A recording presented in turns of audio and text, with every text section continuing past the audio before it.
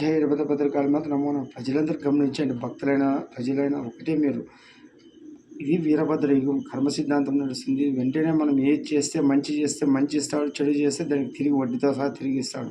ఇది కర్మ సిద్ధాంతం ఉంటుంది. అందుకే వీరభద్ర వీరభద్ర వచ్చాడు. మన సాక్షాత్ పరమశివుడే వీరభద్ర స్వామి దిశానిర్దేశంతో భారతదేశాన్ని పాలించి విశ్వగురువై అఖండ భారతిని ఎట్లా చేస్తాడో మీరే చూస్తారు. ఎందుకంటే మతోన్మాదులు, శుద్ధులు, అన్ని రకరకాలుగా అరాచక శక్తులు అందరూ చాలా విచ్చలవిడిగా తయారైపోయినారు. ఎందుకంటే కలియుగం ముందుకు పోవాలంటే ఈరోజు స్త్రీ పురుషులు ఎట్లా తయారవుతున్నారు, భార్యాభర్తల బంధాలు ఎట్లా ఉంటున్నాయి, ఉమ్మడి కుటుంబాల బంధాలు ఎట్లా ఉంటున్నాయి, ఇప్పుడు యువతి యువకులు ఎట్లా తయారవుతున్నారు చూస్తాం. యువతి యువకులు ఇద్దరు, ఎందుకంటే ఒకప్పుడు పురుషుడిని అయితే కొట్టి దారి చేస్తుండే స్వామి, కానీ ఇప్పుడు ఆడపిల్లలు కూడా ఇట్లా లయ తప్పుతున్నారు చాలా వరకు కొద్దిమంది.